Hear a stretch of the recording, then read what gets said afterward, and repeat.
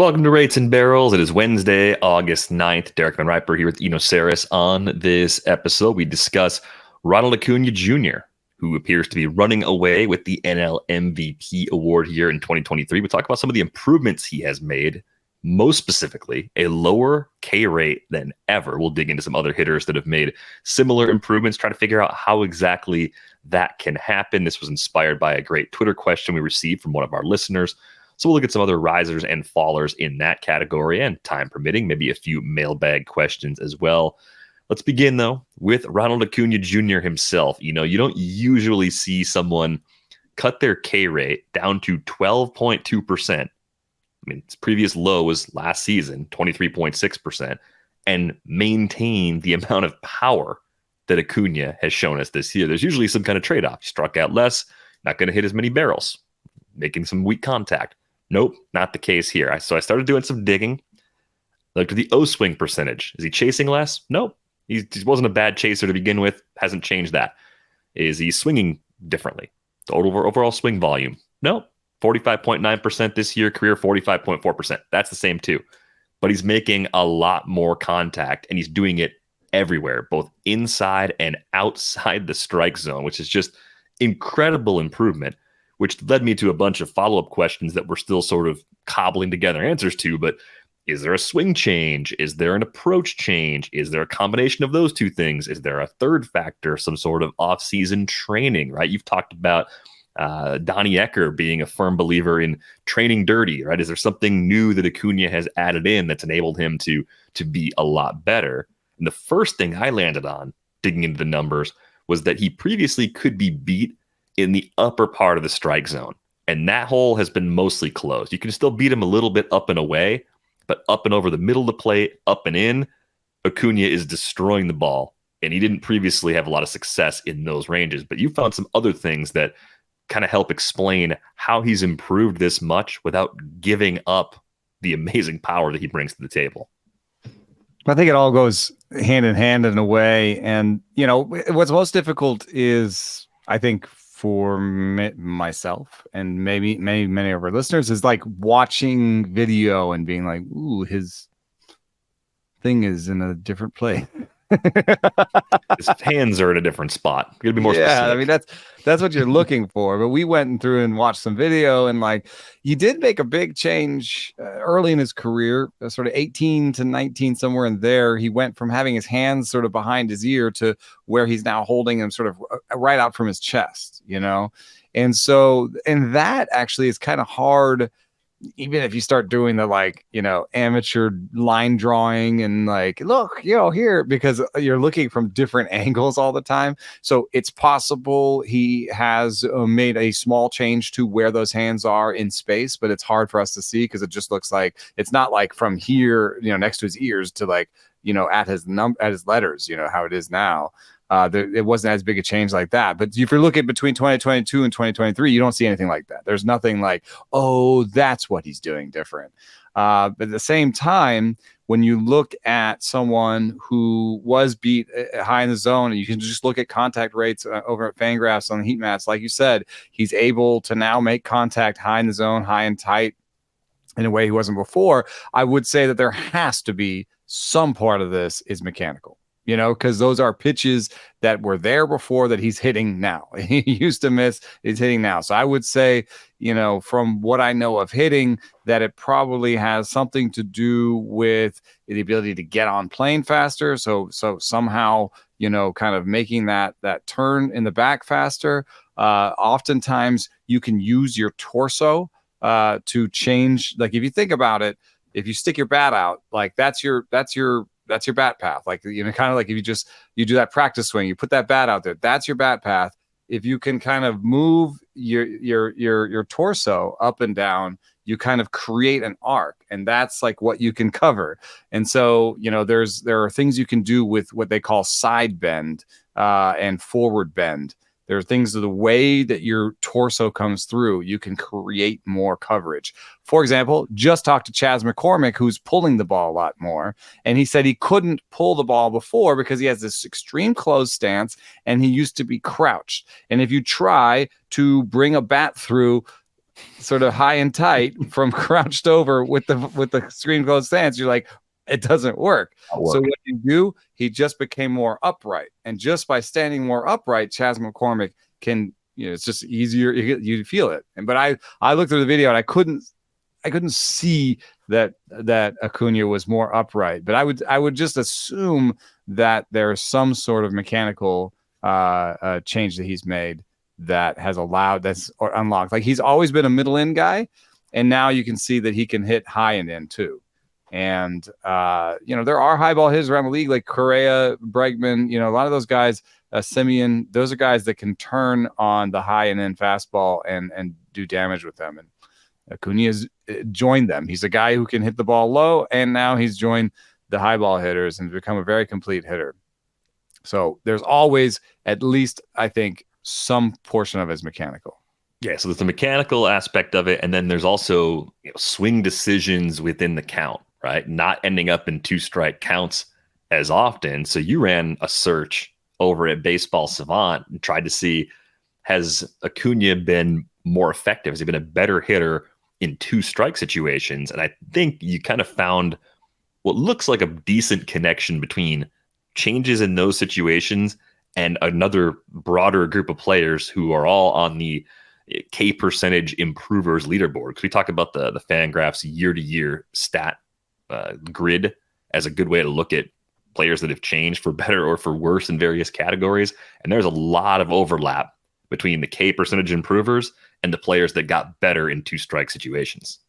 Yeah, I think the guy that unlocked this for us, we were looking at Rafael Devers, who's a guy who, his first few years was like a 27% in 2020, got it down to 21.5 in 2021. And now in 2023, Rafael Devers has a 19.7% K rate. It's one of his better numbers.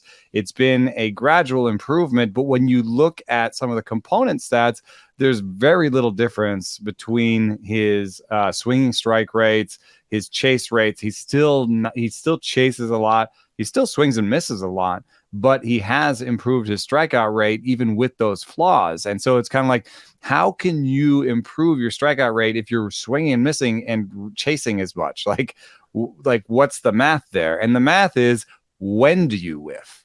Right. And so if you can somehow have a 2-strike approach, I think that can really change your relationship between your swing strikes and your strikeout rate. And so when I ran this, the light bulb went off, because yes, the first 3 guys aren't who we're talking about. They didn't show up when we were looking around. I think they don't play enough. We don't know their true talent yet. So we don't know these guys, but they show up because they used to swing and strike so much in 2-strike counts that any improvement has been a big improvement. So Shea Langoliers, Stone Garrett, and Edmundo Sosa collectively swung and missed at over 27% of the balls that they saw in 2-strike counts last year. This is not great. That led to a lot of strikeouts. This year, they collectively are swinging and missing at around 17.8 to 18%. So they are the 3 biggest improvers. They are not who we're talking about, because we don't know their true talent. They're also just so far outliers, and they swing and strike enough that you're like, okay, yeah, you improved. You need to do that again. But behind them, once you get this bias of like the biggest swing strike rate guys out of the way, you get all the guys on our list. I mean, every single one. When you were looking at swing strikeout rate improvers, you put a rundown together, you put a bunch of names on it. I don't know. I'm going to blow up the rundown now because I'm going to list all these guys, but they're just in order on this list. So Cody Bellinger he's the 4th biggest improver. And I bet you if I change the qualifying rate basically for 2022, you'd get rid of Langoliers, Garrett, and Sosa, right? Like those guys were kind of part-time players last year. We didn't have full samples for them. So Cody Bellinger basically is the number 1 improver in 2-strike swinging strike is 2-strike swinging strike rate. And he went from 17.8% to 9.3. And that improvement is the biggest, I would think, among regulars. Behind him, Torres is 7th or 2nd. Depending, Hayward is between. I don't know. Hayward is kind of a part-time player too. So if you really want to go with full-time players, you go Cody Bellinger, Gleyber Torres, Michael Harris, Luis Garcia, Kerry Carpenter, David Peralta, Cedric Mullins, Adolis Garcia, and Acuña is, in the top 15. And it's just those are all the names on the rundown. That's all these guys made a marked improvement in particularly in swing strike rates on 2-strike counts. So I feel like that's partially that, and that I think is such an interesting thing because it is the confluence of exactly what we're talking about. It's the confluence of mechanical and approach, right? Like a 2-strike approach is mechanical a lot of times. You will choke up.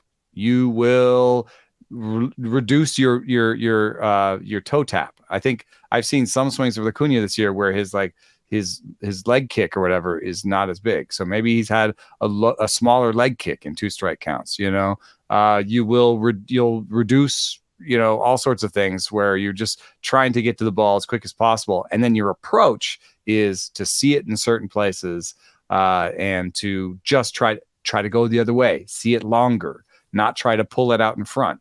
And I think it served these guys really well. There's a lot of Mark Trumbo was the guy who told us basically what the rabbit ball era players said, which is I'd rather swing and miss and strike out and give the next guy in line a chance to hit a homer than to weakly ground out. And I think that made sense when the ball flew, so easily. But now that the ball is a little bit more normal and there's so many strikeouts, I think these players have rightly realized, I can put the ball in play and have some success in 2-strike counts. And it's probably going to be better for me if I do that than to just strike out again.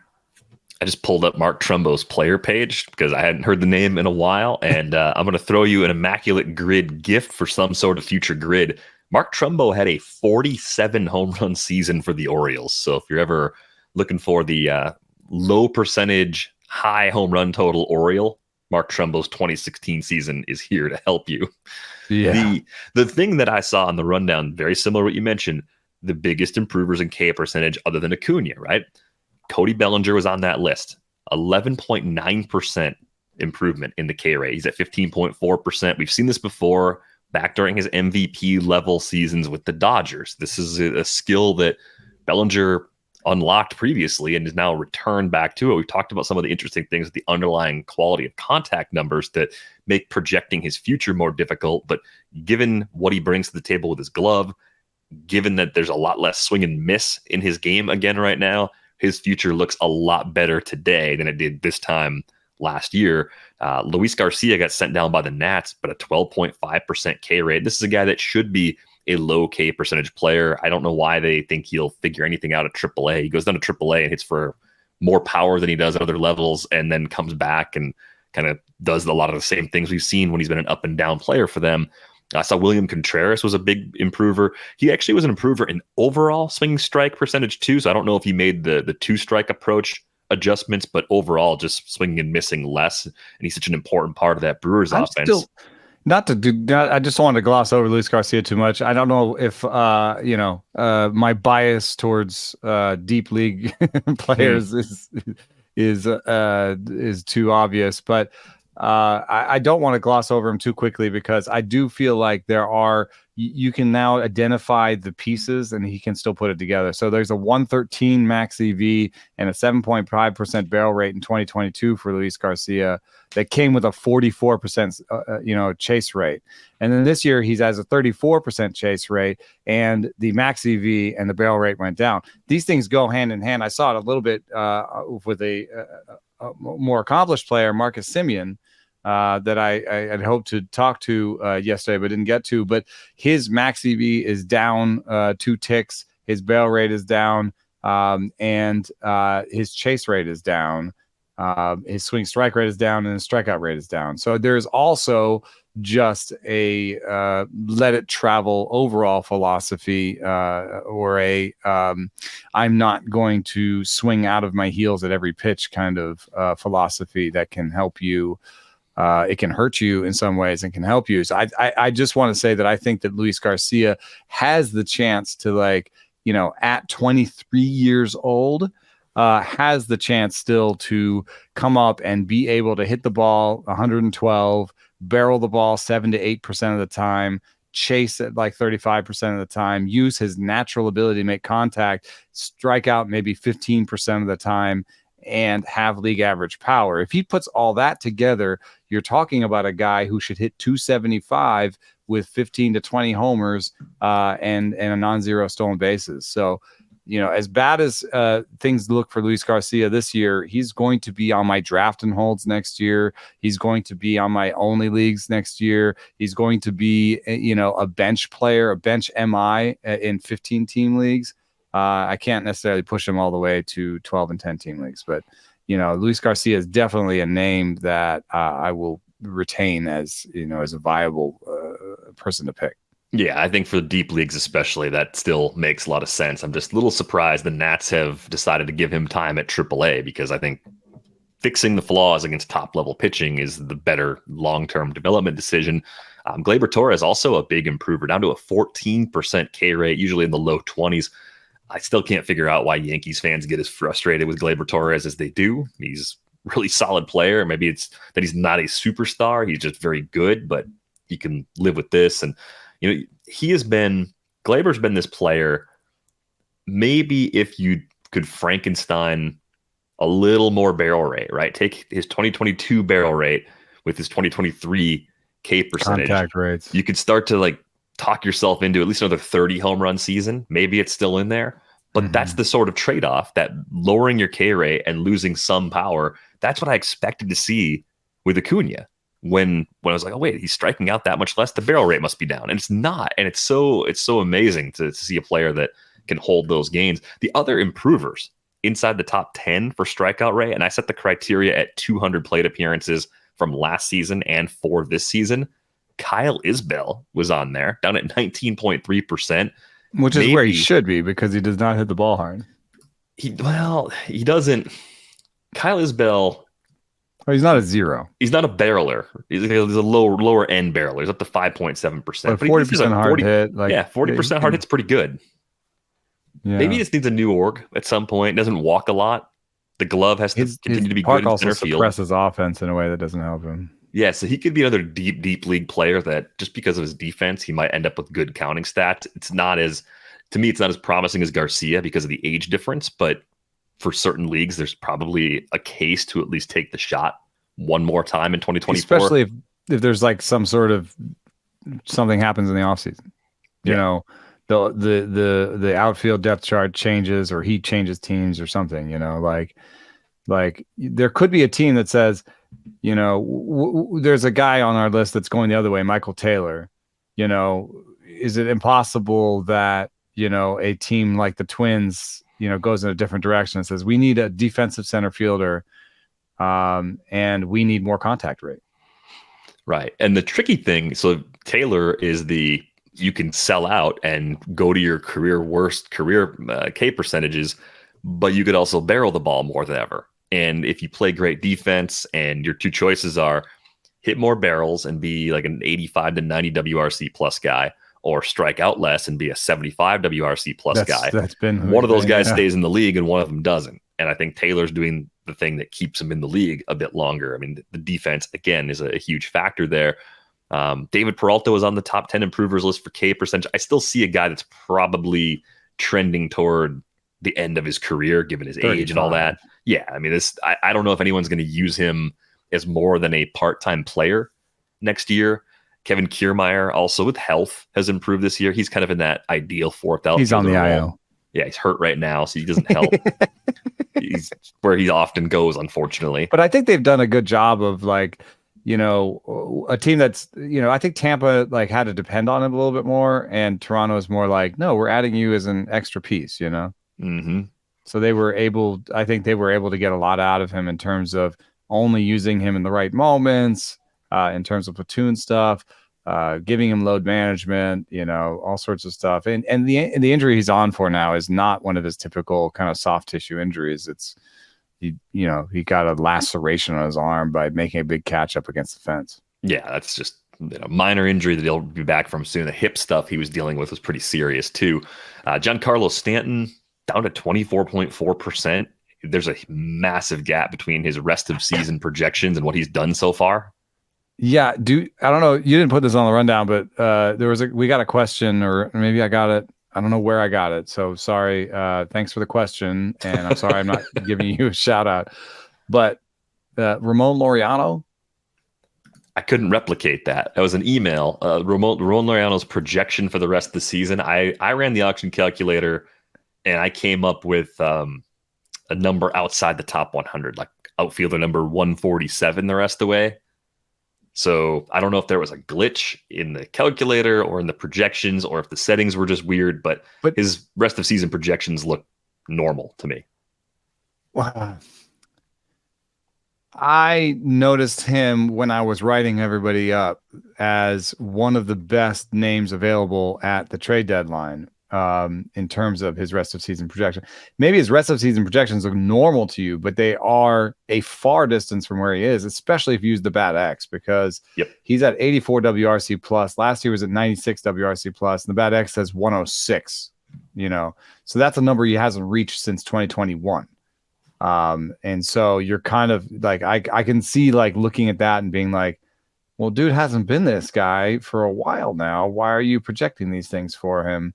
And I get that same sort of vibe from Stanton.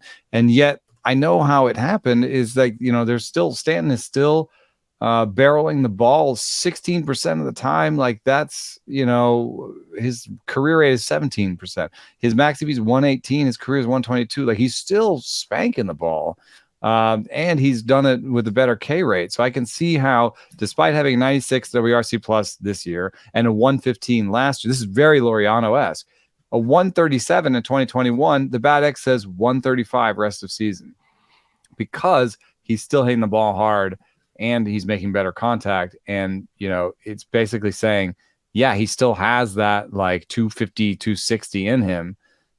But I get, why people don't believe it. And, Laureano's a little bit younger.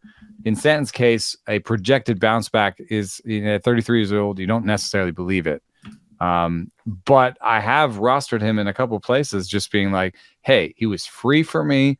This is a good K rate for him. It's still a really good barrel rate. He could still go off. And, but I have to say that I don't know that I believe it so much that I would, like in real life, would I trade for Stanton? No way, unless they ate all of it. And right. in the real life, the test case for Laureano was nobody wanted him when they had to pay for him. No, but Cleveland took the chance for free, though. For free, which was and I right. get it. I mean, I think definitely for free would take the flyer. There are plenty of players on depth Laureano charts than worse. AJ Pollock, San Francisco.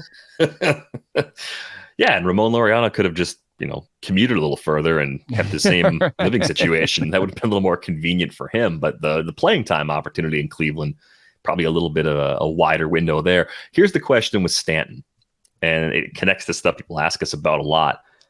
If you look at rest of season projections, those are more optimistic than the xStats. But even at this point, the xStats say he deserves a 230 average and a 508 slug, which, okay, I think I could let's sort of split in the difference between the player he's been, the player the projections say he'll be the rest of the way. And it sort of fits in with what has happened on balls in play for Stanton going back to last season. Now we're looking at his last 700 plate appearances, and he's probably running about a 210, 215 BABIP, sort of merging those together. His sprint speed's in the 4th percentile, right? He's a bad runner. It's sort of like the body's not quite the same as Pujols. On the edge of the grass or whatever. Right. Like we're at the point now in his career where teams can play him a lot differently. This happened to Albert Pujols. It's happened to other sluggers where the defense plays you in a way where you will run lower BABIPs. They will take more hits away from you because they can. They can cheat against you because of your flaws as a player. So that's where I might say I can convince myself if I'm either picking up Stanton in a shadow league or more likely trying to trade for him or I'm chasing power, it's likely still a liability in batting average, even though power and run production should still be there. Yeah, I'd focus a little bit more on the 514 expected slugging than the 232 expected BA, because the expected BA does can factor in sprint speed. I'm pretty sure it does, but I don't know that it has the ability to factor in sort of like secondary effects. Like does it use sprint speed linearly, where it's like, this is the effect of sprint speed, where it's like, well, actually there's a cliff once you're like the slowest person in baseball.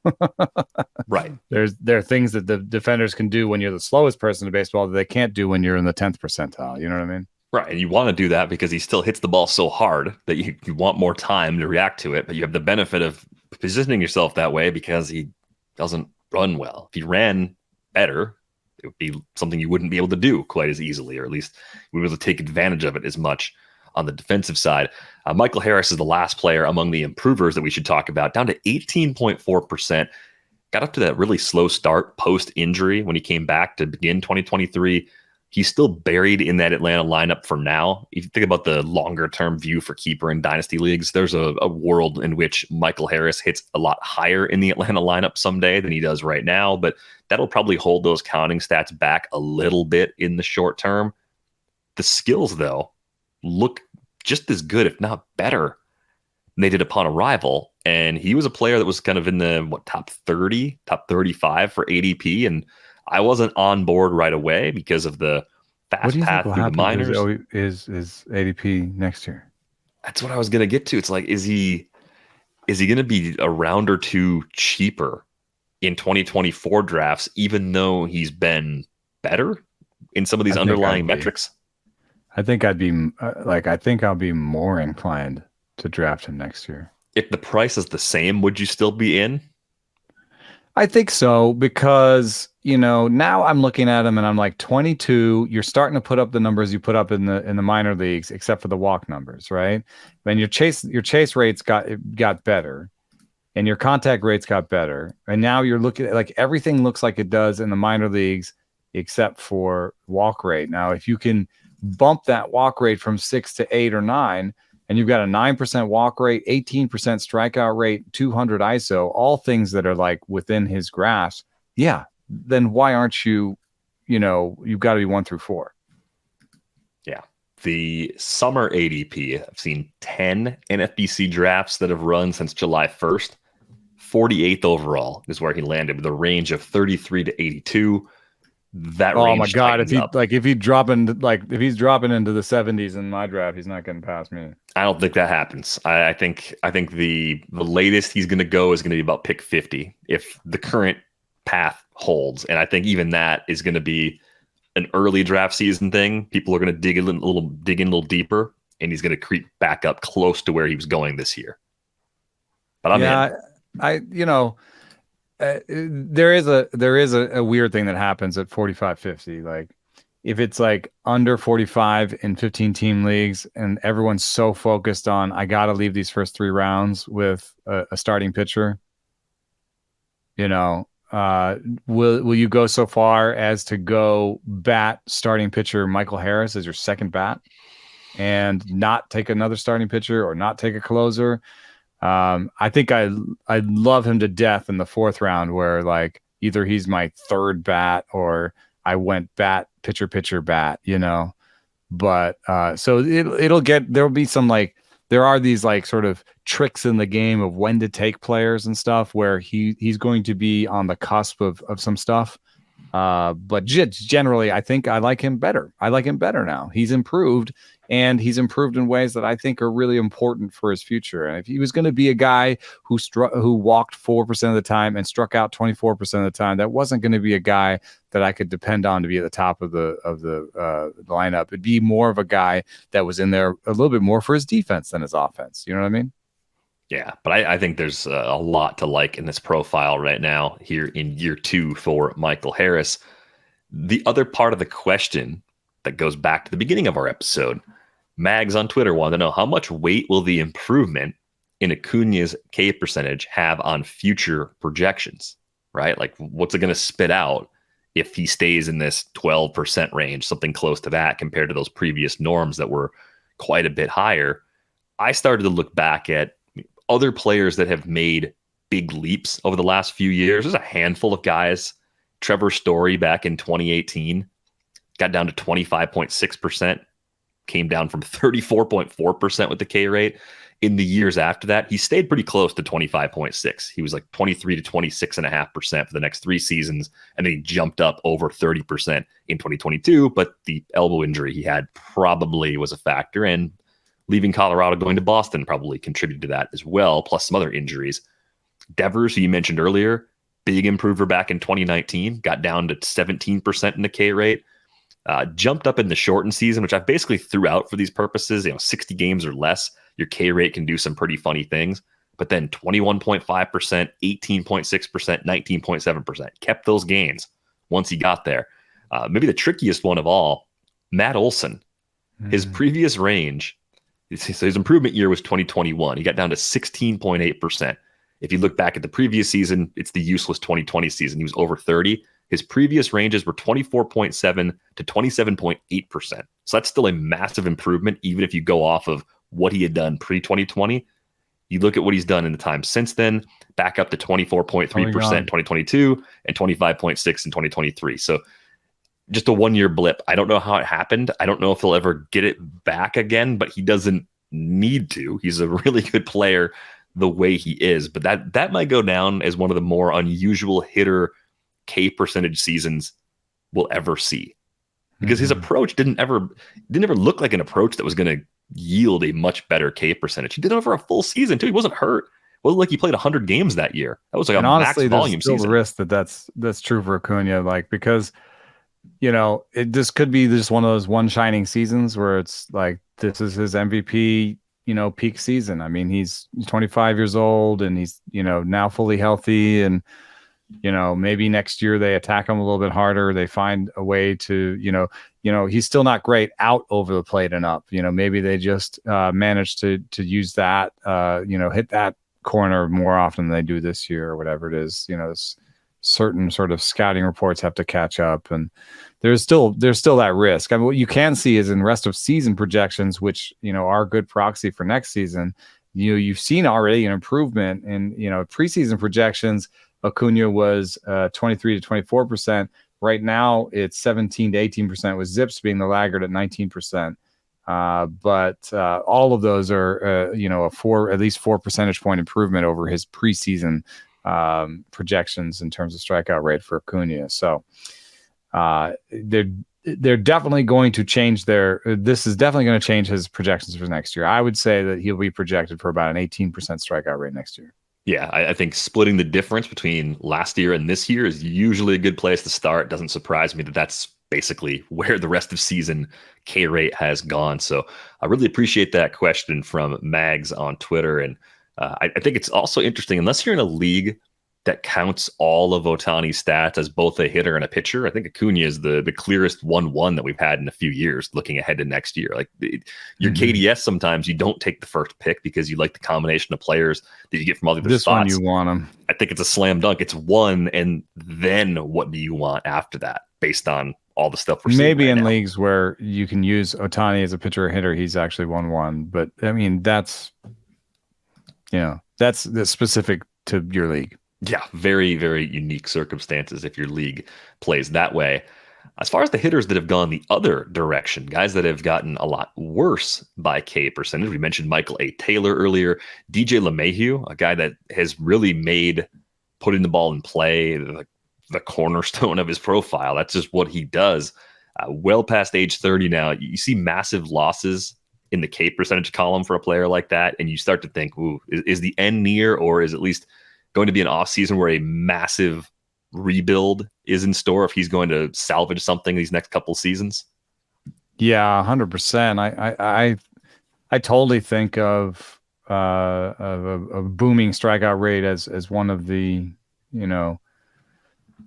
ways to kind of spot a precipitous decline. If you look at the aging curves on components, one of my favorite pieces of all time is Bill Petty's piece called Hitter Aging Curves, Plate Discipline. It's 2012, so it's a bit old. I wonder it could maybe use a refresh, but for my eye, a lot of these things ring true still, which is there's a massive downturn in your ability to make contact on pitches outside the zone at 28. And then there's a plateau from like sort of 32 to 37, and then another decline after that. And then in terms of making contact on pitches in the zone, that's fairly steady, but at 33, it takes a pretty big downturn. And so if you put that together, if you're making less contact in the zone and making less contact outside the zone after 33, that's ripe for problems. Yeah, and then what interesting thing you'll see also is a batter's zone percentage starts going up big time in 33%, and that's just a reaction to, oh, I can beat you in the zone now, and so that's terrible, because if you're missing those pitches in the zone and you're not doing damage to them, that's sort of when things fall apart. And in fact, this is the best zone percentage against DJ LeMahieu since 2018. So they've begun doing the thing where, they're like, wow, you're not even making contact on pitches in the zone like you used to. You're definitely not doing damage on them, and I'm not afraid of you, and I'm coming in there, and you're whiffing anyway. So that's usually a really bad combination of skills and situation. Could be some lost bat speed. Who knows if the various injuries he's dealt with in recent years have become part of the problem. Also interesting to see that DJ LeMahieu was pulling the ball more than ever. That's just not his game. So it seems like there's a lot to potentially try and fix. This is a guy that's probably around for a couple more seasons at the Yankees, because he's got 3 more years left on that contract extension that he signed. Ended up being back. It was a deal that when it was first signed, I didn't get, because it seemed like a lot of money for a team that already had a lot of positions, players at his positions. And then immediately had 655 plate appearances with the Yankees and a 136 WRC plus. And I said, oh, okay, all right. Yeah, they had room for him. And then that was his last good season. The next 2 seasons, he managed to, I guess the last 3 seasons, 2021, 2022, you think they're really bad seasons, but he did manage to put up 2 wins in each of those seasons. Yeah, playing all over, getting on base. It's a nice, like, real life profile. I'm actually surprised. This hasn't been useful in fantasy for all those years, right? Yeah, because of the low home run totals, right? That 2019 26 homer year, that kind of sticks out like a sore thumb, but it's a little bit like the Jeff McNeil thing. And even when they both had those massive power seasons, they both had multi-position eligibility. The fantasy circles around those guys, they were treated the same way at that time. McNeil being a few years younger, I look at those two and I think, if I had to bet on one for next year, I'd be more inclined to bet on McNeil, because he'll be 32 next April, and LeMahieu just turned 35 in July. And so the 3-year age difference helps. Hasn't had the huge, strikeout rate changes or anything.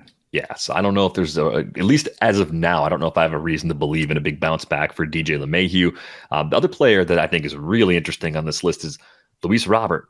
You look at 28.7% for the K rate. That's up 9.5 percentage points. Is this just the true talent really kind of coming through, since we're seeing more of him this year than we have in past years? This is his healthiest season so far. The benefit has been a career high barrel rate. So you're going to swing and miss more. You've got to hit more barrels. He's done that. We're seeing Robert swing less in the zone, but he's still chasing out of the zone the way he really always has, just under 40% with that chase rate. So is it what you see is what you get right now? Or is there still something here that makes you think he could whittle away a little bit at that K rate based on some better numbers in the past and do it with the power that he's shown at various points throughout his career? Well, between 2021 and 2022, he had basically a 16% strikeout, 16% swinging strike rate. And he's not even showing on this, because how many plate appearances did he have between those 2 seasons combined? Like, last 2021 was 296, 2022 was 401. All right, so I'm gonna set the level at 500 plate appearances between 2021 and 2022 combined.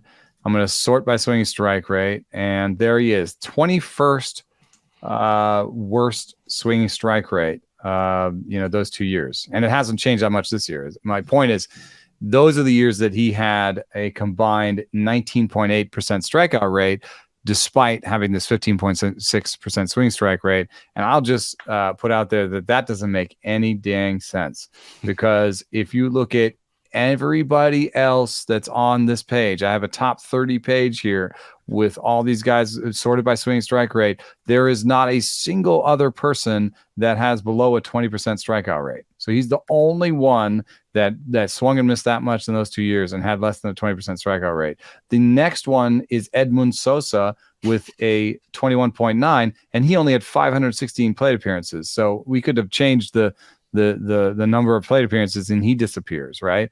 The next one is Willie Castro with a 227. Again, this is not someone that you'd say, I know his true talent, right? And the only person that should give you any hope, the next person on the list, is Nick Castellanos with a 22% strikeout rate.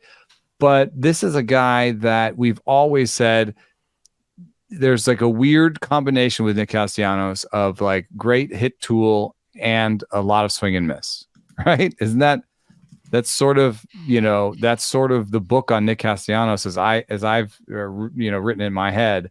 And if you go past him, the next person is Eloy Jimenez at 23, Nick Gordon at 24. And if you took an average of this page, it's like 28.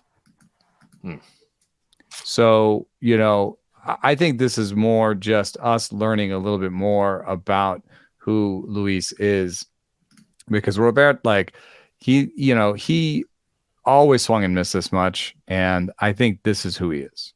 And it's really, it can be really fun to watch it's really valuable in fantasy. And I don't know that I'm going to ding him too hard for this aspect of his game. But if you combine it with the injuries, I think a little bit of a trap next year.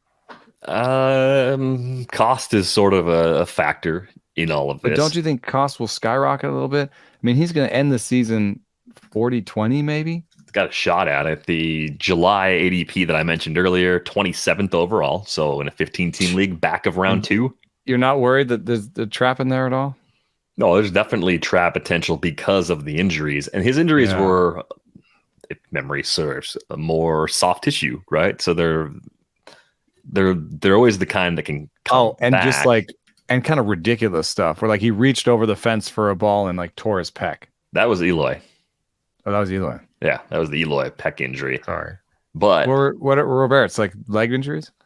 Honestly, it was mostly legs. I got to get the injury log going for him again. But it's just that approach, that the K rate matches how much he chases outside the zone for me. Those numbers make sense. The way they were didn't make sense.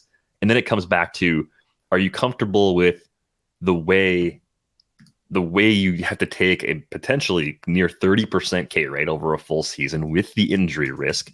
Are you comfortable enough with everything else to let that go? We've had to answer that question with Adolis Garcia. I just called up Adolis Garcia. But the difference Adolis Garcia actually chases less. He's chasing less this year. The previous 2 seasons, he was in that right around 40% club.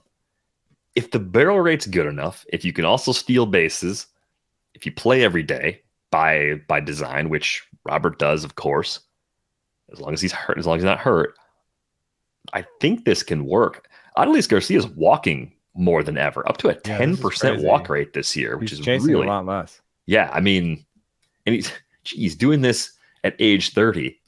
So if you look at the guy that's kind of on the upward trajectory, being a few years younger, the guy who's on the better team, making unexpected changes at age 30, straight up, who do you prefer? Rest of this season and then even for 2024, who do you think is the better player between Robert and Adolis Garcia? I'm going to take the younger player, Luis, for me. I feel like, now we're like, what is the source of Adolis Garcia's improvement? We've gone through, different aspects in terms of approach. Maybe he's got Donnie Ecker now, maybe in terms of, how he gets ready for games. And then maybe just familiarity with the league because, he's a late debut, Adolis Garcia. So, now he's just getting familiar with the league. I think some of those aspects are true for Robert, because his playing time was so inconsistent due to injury that this is like one of the times that he's like getting going. So like, what if next year, despite all these terrible flaws, he chases 39% of the time and swinging strikes 15% of the time and gets that K rate down to just like 25%. He's projected at 24%. What do you get it to 25%? There could be some gains in batting average. There could still be like a 290 30-30 season in there. There could be. The other factor in all of this is like, what is the rest of that lineup going to look like for the White Sox? Oh, gosh. I mean, going apples to apples and just looking at them side by side, Garcia's running a lot less. He's 7 for 7 as a base stealer, but 25 bags last year down to 7 this year. That's a little bit disappointing. That'll happen with better teams too. Like, don't run. The guy behind you can drive you in. Right. So maybe you can comfortably see a difference of 15 to 20 steals favoring Robert. But if you were betting on run and RBI production, what are you, 15, 20 more in each column probably for Garcia based on what we know about those two lineups today? And then the average thing is really tough because unless the K rate's coming down, I have a hard time believing it despite flashes of it before. I don't see Robert reaching that 290 average that the Bat X has him at 290 for a rest of season. It's kind of crazy. 290 projection with a 23.5% strikeout rate. I don't know if I believe that one. Like, I mean, I said it. I just said it, but I said it more like maybe he could do it next year with, runway and having played healthily for 2 seasons in a row, Yeah, it's going to be a tough one to think about in the months ahead. And then the last player going the wrong direction on the laggard board, Thairo Estrada, has a 25.2% K rate, chasing more outside the zone than he did in the previous 2 seasons. I think it's going to be tough for him to continue playing in an everyday role if he's unable to bring that K rate back down. I think that's something that would kind of nudge him into 80% or 85% playing time share and down from the 100% share that he was previously getting. Especially just because of his team, They're just going to be a team that says, against tough lefties, against tough righties, we're going to start setting you a little bit. We're going to identify who you strike out against the most. You've got, some issues with split fingers or curveballs, according to pitch type values. And I'm not saying this is exactly what it is, but maybe they did some modeling. They're like, your swing could have some issues with those. And there's a big righty on the mound with curveballs, and you've got a 315 true talent OBP when you're striking out 25% of the time, and we think that Brett Wisely can do a better job or whatever it is. There's always a Brett Wisely waiting to steal your job in San Francisco. It's got to be frustrating. You're always looking over your shoulder. Oh, Isan Diaz, Brett Wisely. Always. Oh, I want to do something real quick. Batting leaders. Qualified San Francisco Giants. How many do you think they have? Just qualified leaders, like enough players who played enough? How many batters do you think they have that are qualified for the batting title? 2? That's a good guess. Wade Jr., JD Davis, and Michael Conforto. Yeah, I wasn't sure if Conforto played enough. The other two don't even have 400 plate appearances. Yeah, it's not normal. It's working for them, but it's not normal. It's not what we're accustomed to. A couple of quick things to follow up on. Shane McClanahan, highly unlikely to pitch again this year. We were concerned about that, and we talked about it a bit more in detail on Monday's episode. So potential winter of uncertainty. We'll see what the next couple of weeks bring as far as potential updates on him. Brett Baty was demoted recently by the Mets, which I don't know how I feel about that either. It's a little bit like the Luis Garcia situation where if you think he's major league ready, unless you think that he's actively doing long-term damage, like he's losing confidence and falling apart in a way where there could be some longer term issues. Why wouldn't you just let him keep playing? Defensively, there are issues to iron out for Brett Baty. That's been very clear so far this year, and he's underperformed as a hitter for a guy that I thought was going to come up and hit right away. It's been a 77 WRC plus over 311 plate appearances. I'm curious, given both of those issues in his first full opportunity this year with the Mets, how much has your long-term outlook for Baty changed?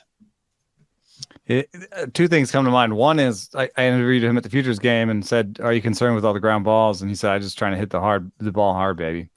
And he called you I'm baby? Huh? Did he call you baby? No. No. But, I mean, he did it with his big smile.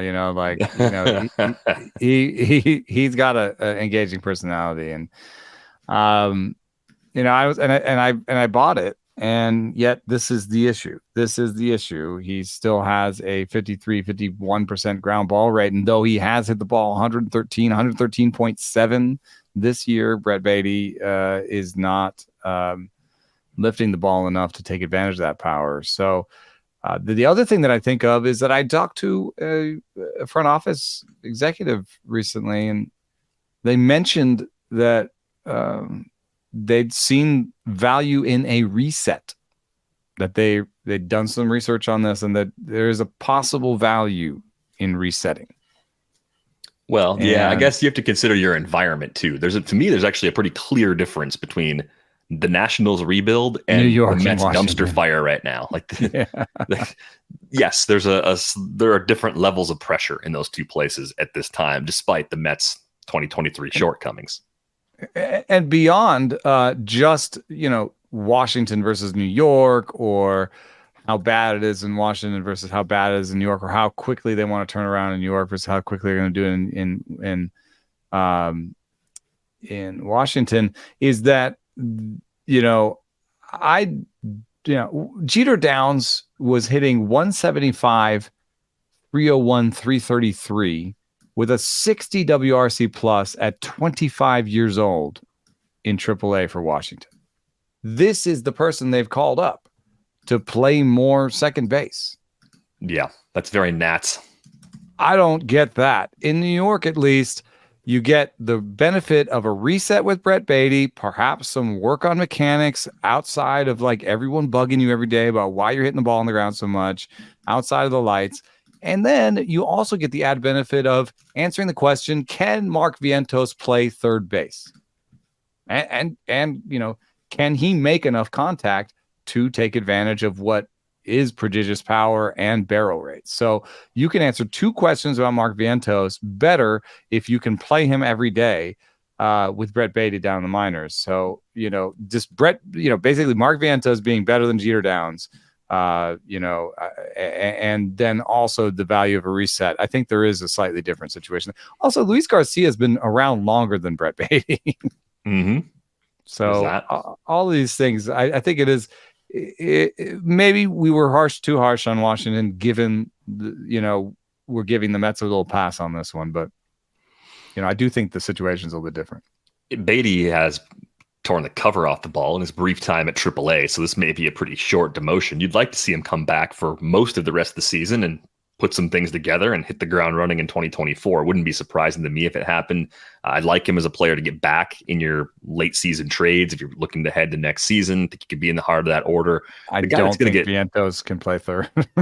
I mean, yeah, there's even greater defensive question with Vientos. I also think the Mets could help themselves out by saying goodbye to Daniel Vogelbach. I know we like him on this pod, but free yourself of Daniel Vogelbach on the roster, and then you've got a DH spot where Baty doesn't have to necessarily be in the field every day, or Vientos doesn't have to be in the field. You at least give yourself one more spot to look at those players, and you can't have a guy that's an everyday or big side platoon DH with a below average line. You can't tolerate that if you're a contending team. So that might be the move that eventually happens, just to let both Baty and Vientos play together on a regular basis at some point down the stretch. Yeah, and those projections that say that, Vogelbach can be 10% better than league average, they seem to be calling back to sometimes when he hit the ball harder. 6% barrel rate this year. Yeah, where did that go? My goodness. Yeah, I don't get it. I've seen him hit and be. I'm surprised sometimes by like how it seems more like a guy who's trying to hit for a single than a guy who's trying to hit for a homer. Yeah, ground ball rate spiked up to 47.6% this year. Hard hit rate's still there, so I don't know. Like, what are you doing though? Why are you? Yeah, what's the upside here? It's like not part an of your okay, future. credible DH for 1 year on like a $4 million salary or something. A soon-to-be 31-year-old DH. So Yeah, you can get this one right, Mets. A couple mailbag questions here. Let's actually just pick one for today. We'll save one for a future episode. We mentioned xStats a little bit earlier in the episode. This one came from Rob. Rob writes, I know Eno has been on Paredes since preseason and has really been working out. When I look at his Fangraphs xStats, I see expected numbers really far below the actual results. Would you guys mind walking through how to interpret this situation? Thanks as always, Rob. We've talked about Paredes probably back in May or June, and it's just yanking the ball, like just pulling the ball to get to the power and doing that really, really well. I think the comp at the time that you put out there was Brian Dozier. That worked for Brian Dozier for a very long time. And Alex Bregman. Bregman does it as well. Marcus Semien does it actually a little bit. Yeah. So is that a satisfactory? Is that a full explanation for this? Or are we looking at a correction for Paredes, but maybe a guy that will continue to outperform his xStats so long as he maintains this sort of unique skill? Yeah, it's a tough one. I would say that there's a little bit of tenuousness to it, to where, I wasn't at all surprised to see Paredes involved in trade offers in dynasty leagues. Right. I was sort of like, yep, that makes sense. And I didn't take them. I didn't take those offers, So I think it's a little bit tenuous year to year because you're relying. If you look at Dozier, just look at his home run totals. You look at Bregman, look at his home run totals. Like, it isn't necessarily something that leads to consistent power every year. You're trying to make the very most of the barrels you do have by pulling every single barrel. I get it, but I think that is not something you can do all the time. It's like, how do you think that a batter could like point to a place in the field and like hit the ball there over and over again? It depends how big you make those pie wedges. To some degree, yes. Right. To some degree, yes. But also, once it becomes obvious, also, they're trying to hit it to those pie wedges. How long till pitchers find a way to not let you hit it to those pie wedges? Right. How long does it take for opposing teams to work up a game plan that reduces your ability to just yank homers against them? So I do find Paredes risky, but in like a 1 year league, in a redraft league, I'm just it's YOLO time. I mean, it's he's hitting 250 to 22 homers. It didn't cost you anything. I kind of doubt that he's going to go all the way down to a 222 XBA and a 364 X slugging. But even if he did, it'd be I don't think it'll be like such a precipitous fall off. Even if he did do that, you'd still end the season with a guy who hit 230, 240 and 30 homers for you. Yeah, it's been a really, really nice late round pickup, and especially with the position versatility. You can play him almost anywhere. But as you'd expect, all those homers clustered up on that left side. I saw the Bally's or whatever the Rays regional network is these days. If it's still Bally's, I don't even know. But they had the graphic up. Left, all down center, the line. Right. They're all in the left pie wedge. Kepler's done this for a lefty too. Yeah. And I just think if you're going to do that, then and you're going to get the ball in the air a lot, even though it's a good strikeout rate and a good walk rate, it could be a low average, good OBP future. It could be a 230, 325, 330 line with a kind of up and down slug. Like that's Kepler. Reminds me of Kepler. It's a little bit like that. That's at the downside of the range, right? Yeah. So it's a big range of outcomes. The bad versions of Max Kepler versus the good versions of Bregman and Dozier. Well, if the good version of the latter players is possible, you might want to be in again on Paredes. And I didn't even look at where he was going in those July drafts. See, the market's generally skeptical 173 was the ADP for a guy that's first, second, and third base eligible. Have you ever tried selling Max Kepler in a dynasty league? No. Who's buying? Like, for a few years, I know you were into him. Like, who else was like fully buying into Max Kepler? I mean, I think I bought him in my dynasty league, and I didn't have to pay much, and I thought, yeah, I got a cheap guy, and hey, I got 19 homers and 10 stolen bases in 2021 with the 306 OBP. Like, that plays in our league, so I didn't get hurt too badly, but I do think the downside of Kepler is worth thinking here. So as long as you don't pay too much, like if you get him thrown in or something, but if he's the centerpiece for a trade, I'd watch out a little bit. Yeah, Isaac Paredes, 29.1% hard hit rate, down from last year. He was at 38.7 last year. Part of what we liked about him was that he was hitting the ball hard and not striking out. He's still not striking out a lot, but losing a lot from that hard hit rate. That is a bit of a red flag. So yeah, the gap is hard to completely explain, but a lot of it is a pretty unique approach that's enabled him to get away with it, at least for now. It might be pretty telling if the Rays flip him this offseason. Like, there's a shelf life for how long I think a particular player can pull that off. They're treating him like a reliever. Yeah. We got a couple of good seasons out of him. We're done. Yeah, that's one thing I would keep an eye out for. If he's still a Ray next year, then, well, they probably believe he can pull this trick again for another season in 2024. We are going to go on our way out the door. A reminder, you can reach us by emailing us, ratesandbarrels@gmail.com. You can drop a comment under this video on YouTube. You can find Eno on Twitter at @EnoSaris. You can find me at Derek Van Riper. If you don't have a subscription to The Athletic, $2 a month gets you in the door at theathletic.com/ratesandbarrels. That's going to do it for this episode of Rates and Barrels. We're back with you on Friday. Thanks for listening.